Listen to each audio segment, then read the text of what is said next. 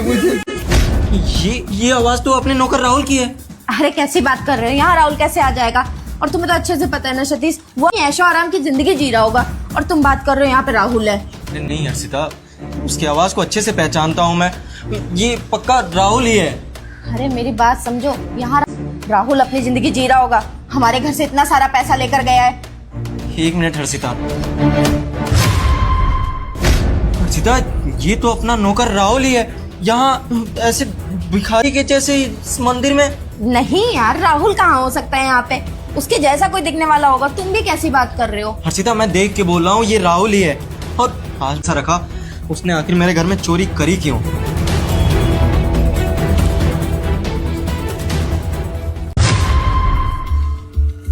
से प्रसाद नहीं ले रहा हूँ, बल्कि तुम्हें और भी प्रसाद दूंगा, केला दूंगा, सेब दूंगा, जो तुम मांगोगे वो दूंगा मैं।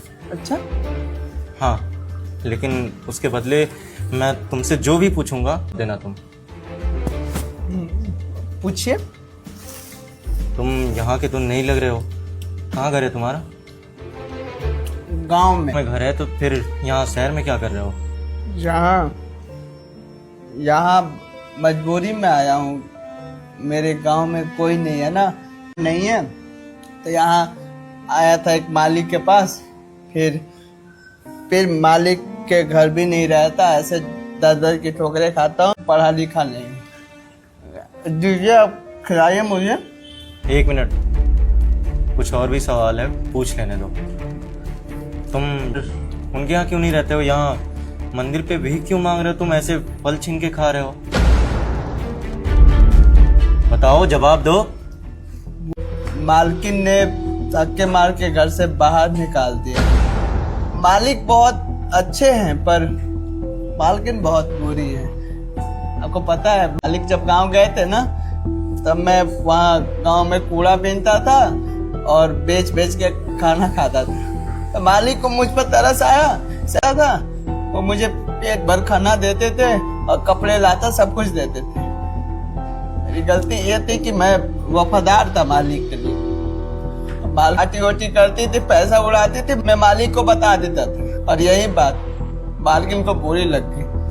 मालिक विदेश गए काम के सिलसिले में, उनके पीठ पीछे मालकिन सबसे दर दर की टोकरे खा रहे हैं। और हमारा जो एक ये बोलने का तरीका है ना, इससे हमको कोई नौकरी ही नहीं देता। अनपढ़ गंवार सब समझते हैं। साफ सफाई का काम कर लेता हूँ ताकि मुझे पेट भर खाना मिल सके, पर मिलता नहीं है।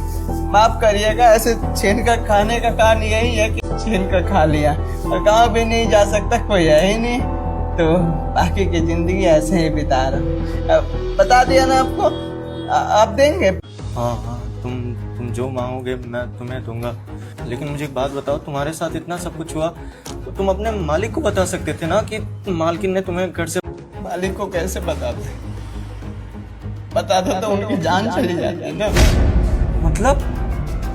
मतलब जब मार के घर से बाहर निकाल रही थी ना, तब बोली थी, अगर ये बात मालिक को बताए ना तो तुझे भी नहीं छोड़ूंगी और तेरे मालिक को भी नहीं। हमारे जीने का हिम्मत है हमारे अंदर, उन्हें ऐसे मरते हुए नहीं देख सकते थे ना, इसलिए नहीं बताए। मालकिन बहुत बुरी है, बहुत गलत हुआ है। जिसने भी तुम्हारे साथ गलत किया है उसको उसकी सजा जरूर मिलनी चाहिए। वैसे मुझे एक बात बताओ, तुम्हें घर से मालकिन ने निकाला है, अगर मालिक तुम्हारे से, क्या तुम उनसे भी नाराज होगे?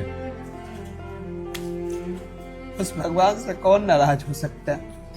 हमसे सब घृणा करते थे, और वो अपना छोटा भाई मानते थे मुझे।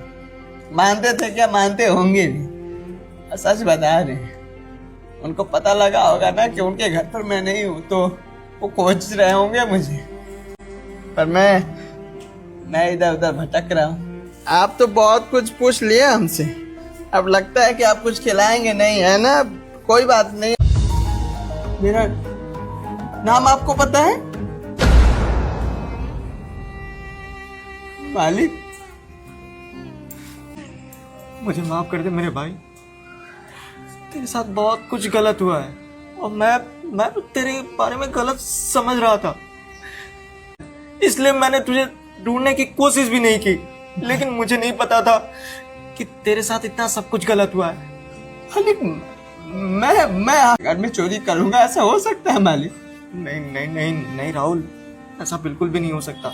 जब उसने मुझसे बोला ना, तो एक बार के लिए मेरी आत्मा भी अपना छोटा भाई मानता था, और तुझसे भी ना किसी चीज की शिकायत नहीं थी। तू भी मुझे अपने बड़े भाई के जैसे मानता था। तुझे गांव से इसलिए लाता, वरना यहाँ शहर में तो बहुत सारे लोग मिल जाते हैं। मैं तुझे इसलिए लेके आया क्योंकि तुझमें मेरा छोटा भाई दिखा था। सच बताऊं, अपना भाई का धर्म नहीं निभा पाया। मुझे माफ कर दे मेरे भाई। मालिक, इसमें आपकी क्या गलती है? सारी गलती तो मान जिन्होंने मुझे नहीं समझा, आपको नहीं समझा।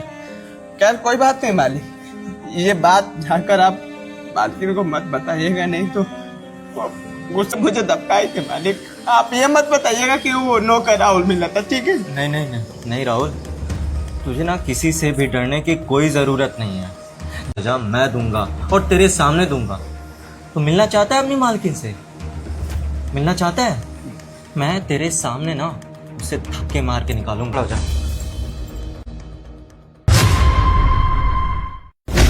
मालकिन, बोलो, कुछ और झूठ बोलना है? मैं तो पागल हूं ना कि जो तुम बोलोगी वो मैं विश्वास कर लूंगा। बताओ क्या कहना चाहती हो? सतीश, तुम गलत समझ रहे हो। चुप, बिल्कुल चुप। जरूरत नहीं है, कोई कहानी बनाने की जरूरत नहीं है। तुम्हारी सच्चाई मेरे सामने आ चुकी है। अरे जिस नौकर को मैं अपने भाई की तरह मानता था, उसको गांव से शहर, तुमने एक बार भी सोचा कि जिस लड़के को गांव से लेकर आया था यहाँ शहर, उसकी जिंदगी बनाने के लिए उसको अपने भाई की तरह रखा? अगर किसी को पता चलेगा कि मैं किसी को मुंह दिखाने के लायक रहूंगा? अरे तुम इसकी बात करो, इसको मुंह दिखाने के लायक हूं मैं? सतीश, मैं समझा सकती हूँ, मेरी बात। तुमने गलती की है और उसकी सजा मैं तुम्हें दूंगा। इसके साथ तुमने गलत किया है, इसका दिल दुखाया है, इसका विश्वास तोड़ा है, और विश्वास तोड़ने की सजा एक ही होती है ना? आज मैं तुम्हें यहाँ से निकाल रहा हूँ। यहाँ से दफा हो जाओ, जाओ अपने मायके रहना। 6 महीने, साल भर, 2 साल, 5 साल, तब तक वहाँ रहना जब तक तुम्हारा ये कि तुम सुधर गई हो। तुम्हें आने की जरूरत नहीं है, मैं खुद लेने आऊंगा तुम्हें। दफा हो जाओ अब यहाँ से, सतीश, निकलो। मालिक, आप हमारी वजह से। नहीं नहीं राहुल, बस तेरी वजह से नहीं। उसने तेरे साथ तो गलत किया, उसके साथ साथ मेरे साथ भी विश्वासघात किया उसने मेरे साथ। मैं उस पर अंधा विश्वास करता था क्योंकि उससे प्यार करता था, और उसने उसका फायदा कैसे उठाया? मुझसे झूठ बोला, तेरे साथ गलत किया। ये पछतावा करने की जरूरत नहीं है। और सच बताऊं तो मैं तुझसे माफी मांगना चाहता हूँ। मुझे माफ कर दे मेरे भाई। माफी मत मांगे मालिक, ये है कि मैं इस धरती पर जिंदा हो, नहीं तो खुद को कब का खो देता। अरे नहीं पगले, ये कोई एहसान नहीं है, ये एक बड़े भाई का ना छोटे भाई के लिए धर्म है। चल